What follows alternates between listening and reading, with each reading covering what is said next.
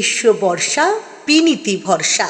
হ্যাঁ, পিনিত shopping city. নমস্কার, আপনারা দেখছেন হুগলি আপডেট। আপনাদের সঙ্গে আমি উষা। আসছি খবরে। লক্ষ্য কণ্ঠে গীতা পাঠ। হুমায়ুন কবিরের কোরআন পাঠের ডাকের পর এবারে মতুয়া মহাসংঘের ডাকে নাম সংকীর্তন। লক্ষ লক্ষ কণ্ঠে গীতা পাঠের পর হুমায়ুন কবিরের লক্ষ কণ্ঠের কোরআন শরীফ পাঠের ঘোষণা। আর এর পরেই সারা ভারত মতুয়া মহাসংঘের তরফ থেকে লক্ষ কণ্ঠের নাম সংকীর্তন লীলামৃত পাঠের ডাক দেওয়া হয়েছে। কবে হবে তা এখনো স্থির হয়নি। অরাজনৈতিকভাবে কলকাতার ব্রিগেডের মাঠে এই লক্ষ কণ্ঠের নাম সংকীর্তন লীলামৃত পাঠ করার ঘোষণা করা হয়েছে। মূলত এসআইআর প্রক্রিয়া চলাকালীন যাতে কোনোভাবে মতুয়া সম্প্রদায়ের কারোর নাম বাদ না যায়, সেই দাবিতেই তাদের এই কর্মযজ্ঞ বলে জানালেন সারা ভারত মতুয়া মহাসংঘের গোসাই পরিষদের সভাপতি নান্টু হালদার। 5 লক্ষ কণ্ঠে গীতা পাঠ হয়েছে এবং হুমায়ুন কবিরও ডিক্লেয়ার করেছেন উনি যে রাজনৈতিকভাবে যে 1 লক্ষ কণ্ঠে উনি কোরআন শরীফ পাঠ করবেন। তা আমরা অল ইন্ডিয়া মতুয়া মহাসংঘ থেকে অরাজনৈতিক গোসাই পরিষদ থেকে আমরা ধর্মতলা ব্রিগেড মাঠে লক্ষ কণ্ঠে শ্রী শ্রী লীলামৃত পাঠ আমরা করব।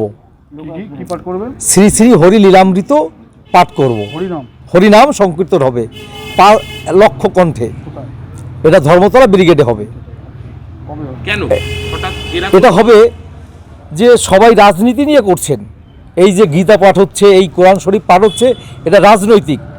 একমাত্র মতুয়ারাই যেটা অরাজনৈতিক, হরিচাঁদের আদর্শকে আশ্রয় করে তারা সবাইকে সঙ্গে নিয়ে, হিন্দু বৌদ্ধ খ্রিস্টান জৈন মুসলমান সবাইকে আমরা নিয়ে অরাজনৈতিকভাবে আমরা এই লীলামৃত হরিনাম সংকীর্তন অনুষ্ঠান করব। অরাজনৈতিক রাজনৈতিক কথা আসছে। হুমায়ুন কবির যেটা করছেন, উনি বলছেন যে আমি রাজনৈতিক দল করব, আমি 101 লক্ষ কণ্ঠে আমি গীতা পাঠ করব। কেন বলছেন? কণ্ঠে গীতা পাঠ হয়েছেন, সে মানে ওটা কারা করেছেন? বিজেপি করেছেন। ওটা বিজেপি করেছে। ওখানে যখন সে নাম না হোক, ওটা রাজনৈতিক একটা প্রেক্ষাপটেই সেখানে শুভ। কারণ দেখুন, এই ধর্মটাকে নিয়েই সবাই রাজনীতি করে, এই ধর্মকে নিয়েই সবাই রাজনীতি করে। যেমন বিজেপি বা তৃণমূল হোক, যেই কোনো হোক, সবাই রাজনৈতিক নিয়েই চলে। একমাত্র মতুয়ারা যারা অরাজনৈতিকভাবে মতুয়া মহাসংঘ থেকে, অল ইন্ডিয়া মতুয়া মহাসংঘের গোসাই পরিষদের পক্ষ থেকে লক্ষ কণ্ঠে হরিনাম সংকীর্তন এবং লীলামৃত পাঠ হবে। Bureau report, Hooghly update. কন্যা সন্তান জন্ম দেওয়ার উৎসবের হাওয়া উত্তর দিনাজপুরে। নবজাতককে শোভাযাত্রা করে বাড়িতে নিয়ে আসা হলো। উত্তর দিনাজপুর জেলার করণদিঘি থানার রসাখোয়া এলাকায় দেখা গেল এক আনন্দঘন দৃশ্য। কন্যা সন্তান জন্মের পর খুশিতে আত্মহারা পরিবারের সদস্যরা। আর সেই আনন্দেই বৃহস্পতিবার সকাল থেকে রসাখোয়া প্রাথমিক স্বাস্থ্য কেন্দ্রে তৈরি করল উৎসবের পরিবেশ। স্থানীয় সূত্রে জানা গেছে, গতকাল ভোর 4টে খেলেনা খাতুন কন্যা সন্তানের জন্ম দেন। জন্মের খবর মিলতেই শ্বশুরবাড়ি থেকে বাপের বাড়ির আত্মীয় স্বজন সবাই আনন্দে মেতে ওঠেন। খেলেনা খাতুন ও নবজাতককে হাসপাতাল থেকে ছুটি দেওয়া হলে বিশেষভাবে সাজানো হয় একটি গাড়ি। বেলুন, রঙিন ফিতে ও ফুল দিয়ে সাজানো সেই গাড়িতে নবজাতককে বাড়ি আনার ব্যবস্থা করেন পরিবারের সদস্যরা। হাসপাতালের সামনে এমন দৃশ্য দেখেই বহু মানুষ প্রশংসায় পঞ্চমুখ হন। নবজাতকের বাবা মুকসুদ আলম এ বিষয়ে কি জানাচ্ছেন শুনবো। এটা আমি সাজাইছি যে আমার কালকে ভোর 4:30টার সময় আমার মেয়ে হয়েছে, তো ওই যে খুশিতে আমি আর কি গাড়িটা সাজাই। আমার মেয়েকে বা আমার বউকে নিয়ে বাড়ি যাচ্ছি, ওই আমার শ্বশুর বাড়িতে, ওখানে রাখতে যাচ্ছি আজকে। ওই জন্য এই গাড়িটা সাজাচ্ছি আমরা। আমার বন্ধুগুলো আছে, ওরাও সাথ দিয়ে আমার একটু হেল্প করে, ওরাও যাচ্ছে আমার সাথে ওখানে। সবাই মিলে একটু আর কি খুশি, খুবই খুশি আমরা। আমার মেয়ে হয়েছে প্রথমে মেয়ে, ওই জন্য আর কি আমি এই খুশিটার জন্য আমরা এই রাসাখোয়া হসপিটালে খুশির জন্য গাড়িটা সাজিয়ে আমি আমার মেয়েকে বা আমার বউকে নিয়ে আমি এখন আমার শ্বশুর বাড়িতে যাচ্ছি আমার বন্ধুগুলোকে নিয়ে রাখতে ওখানে। ওই জন্য গাড়িটা সাজাইছি। সমাজকে এটাই বলতে চাই আমরা যে মেয়ে হলে অনেকজনের মানে খুশি হয় না, মেয়েকে ভালোবাসে না। আর মেয়ে তো হলো আমাদের মানে মেয়ে হলো আমাদের বাড়ির হলো একটা লক্ষ্মী বলে, আর বলে কি আমাদের বাড়ি বলে মানে হলো মেয়ে হলো আমার একটা রহমত, যে আমাদের মাসরা এটা বলে। হ্যাঁ, আমার উপরবেলা যেটা দিয়েছে আমার ওটাই খুশি। ছেলে হলো আমার অতটা খুশি, মেয়ে হলো আমার অতটা খুশি। তা আমার একটা একটু আছে যে মেয়ে হলো আমাকে একটু খুশি বেশি আছে, ওই জন্য আমি গাড়িটা সাজে আমরা আমার বন্ধুগুলো করে আমার সাথ দিয়ে মানে গাড়িটা সাজে আমরা নিয়ে যাচ্ছি এখন। কৌশিক ঘোষের রিপোর্ট, হুগলি আপডেট। এখন নিয়ে নেব বিজ্ঞাপন বিরতি। বিরতির পর ফিরে আসছি খবরে।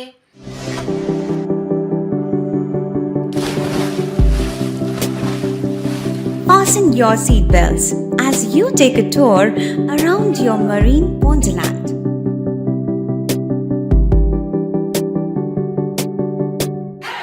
Spend a day at Aqua Marina and enjoy an array of water slides that give you butterflies in your tummy.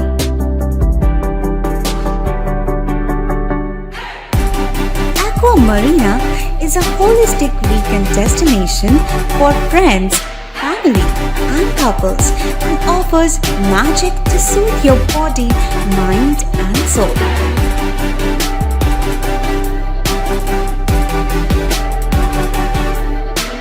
Aqua Marina, your customized magician.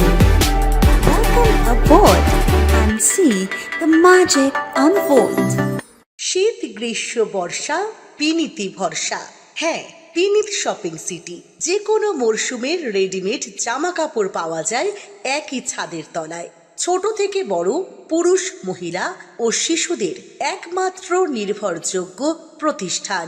শীতকালীন যে কোনো শাড়ি, জিন্স, টপ, কুর্তি, চুড়িদার, পাঞ্জাবি মানেই Pinit shopping city.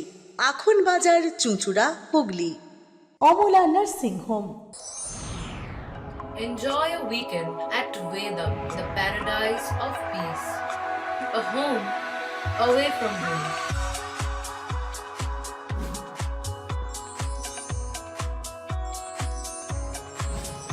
See yourself resonating with the nature. Vedam welcomes you to create your best memories. বিরতির পর ফিরে এলাম খবরে। শ্রী শ্রী মা সারদা দেবীর 173তম পূর্ণ আবির্ভাব তিথি ও হুগলি জেলা শ্রীরামকৃষ্ণ সেবা সংঘের 75 বছর পূর্তি উপলক্ষে দুদিনব্যাপী অনুষ্ঠান অনুষ্ঠিত হয়ে গেল। হুগলি জেলা শ্রীরামকৃষ্ণ সেবা সংঘের 75 বছর পূর্তি উপলক্ষে এবং জগৎজননী শ্রী শ্রী মা সারদা দেবীর 173তম পূর্ণ আবির্ভাব তিথি উপলক্ষে দুদিন ব্যাপী অনুষ্ঠান অনুষ্ঠিত হল চুঁচুড়া রথতলা বিবেকানন্দ ভবনে। গতকাল মায়ের বিশেষ পূজা, ভক্তিমূলক সংবিধান অনুষ্ঠান ছাড়াও সংঘের সদস্যরা শহরের ফুটপাতের বাসিন্দাদের হাতে শীতবস্ত্র তুলে দেন। তৃতীয় দিনের হুগলি চুঁচুড়া শহরের বিভিন্ন স্কুল কলেজের ছাত্রছাত্রীদের নিয়ে ছাত্র যুব সম্মেলন অনুষ্ঠিত হয়। উৎসব প্রাঙ্গণে স্বদেশ মন্ত্র পাঠের মধ্য দিয়ে অনুষ্ঠানের সূচনা হয়। সঙ্গীত পরিবেশন করেন বিশ্বরূপ সাধু। হুগলির মহিলা মহাবিদ্যালয় এর ছাত্রীরা রামকৃষ্ণ দেব, মা সারদা, স্বামীজি ও নিবেদিতার জীবন নিয়ে আলোচনা করেন। এদিনের সভায় উপস্থিত ছিলেন বেলুড় মঠের মহারাজ এবং বিশিষ্ট নিবেদিতা গবেষক শ্রী গোপেন্দ্র চৌধুরী। এই কর্মসূচি প্রসঙ্গে সংঘের সম্পাদক সৌমিত্র সিংহ এক সাক্ষাৎকারে জানান, এই লজ্জাকর কাপুরুষতা সহায়ে তুমি বীর ভূমিকা স্বাধীনতা লাভ করিবে। হে ভারত, ভুলিও না। জগজ্জননী শ্রীশ্রীমা সারদা দেবীর 173তম পূর্ণ আবির্ভাব তিথি উপলক্ষে এবং হুগলি জেলা শ্রীরামকৃষ্ণ সেবা সংঘের 75তম বর্ষ উদযাপন উপলক্ষে গতকাল আর আজ 2 দিনব্যাপী অনুষ্ঠানের আয়োজন করা হয়েছিল। গতকাল মায়ের বিশেষ পূজাপাঠ, ভক্তিমূলক সঙ্গীতানুষ্ঠান, এছাড়া যে কাজটি আমরা প্রতি বছর করে থাকি, ফুটপাতে স্টেশনের প্ল্যাটফর্মে যারা শীতের রাতে শুয়ে থাকে খোলা জায়গায়, তাদের হাতে শীতবস্ত্র তুলে দেওয়া। গতকাল আমাদের সদস্যরা সেই সব জায়গায় গিয়ে রাত্রেবেলা শীতবস্ত্র তুলে দিয়ে এসছে।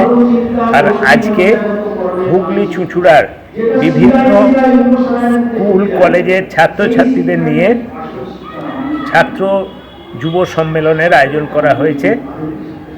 এখানে women's college, Binodini school, Anukulchandra school, Mallikbati school সহ বিভিন্ন স্কুলের ছাত্রছাত্রীরা অংশগ্রহণ করেছেন। আমরা আজকে এখান থেকে শিক্ষারত্ন প্রাপ্ত প্রধান শিক্ষক হাসমত আলী সাহেবকে সম্বর্ধনা জানিয়েছি। এছাড়া স্বামীজির জীবনের বিভিন্ন দিক নিয়ে ছাত্রছাত্রীদের আলোকপাত করেছেন পরম পূজনীয় শ্রীমৎ স্বামী বেদাতীতানন্দ মহারাজজি এবং বিশিষ্ট নিবেদিতা গবেষক শ্রী গোপেন্দ্র চৌধুরী। আজকের এই অনুষ্ঠানে বিভিন্ন স্কুল কলেজের ছাত্রছাত্রীরাও ঠাকুর মা স্বামীজির জীবনের বিভিন্ন দিক নিয়ে আলোচনা করেন।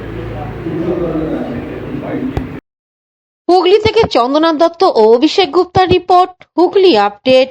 কলকাতা বাগবাজার সারদা মায়ের বাড়িতে 173তম জন্মতিথি পালন হয়ে গেল।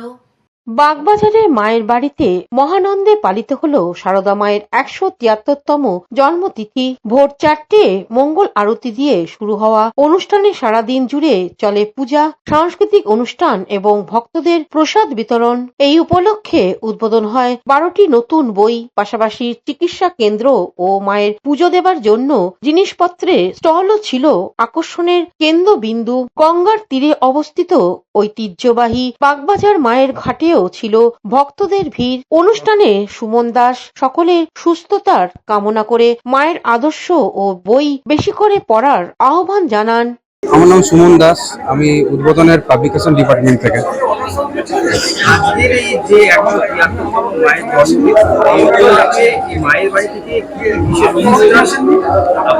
দেখুন, এই মায়ের এটা 173তম জন্মতিথি, আর এই অনুষ্ঠানের প্রস্তুতি আমরা অনেক আগে থেকেই শুরু করে দিই।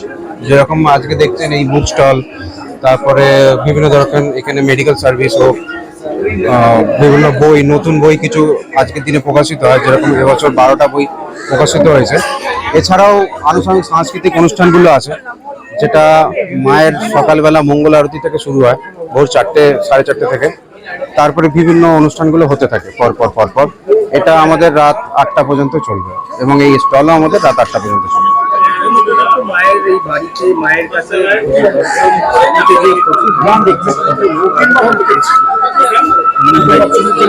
এরকম ভিড় প্রতি বছরই হয়। মায়ের তিথি পুজোতেও হয়, মায়ের পদার্পণ দিবসও হয়। মায়ের টানে মায়ের কাছে আসেন ভক্তেরা, মায়ের কাছে আশীর্বাদ চান, সুস্থ থাকুক, ভালো থাকুক সকলে। মায়ের ওপর অগাধ বিশ্বাস, তার জন্য দেখুন বয়স্ক যারা আছেন তারাও আসছে এবং যারা যুবতীরা আছে তারাও আসছে। কৌশিক ঘোষের রিপোর্ট, হুগলি আপডেট। এখনকার মতন খবর এই পর্যন্তই। প্রতিদিন দেখুন হুগলি আপডেট। নমস্কার।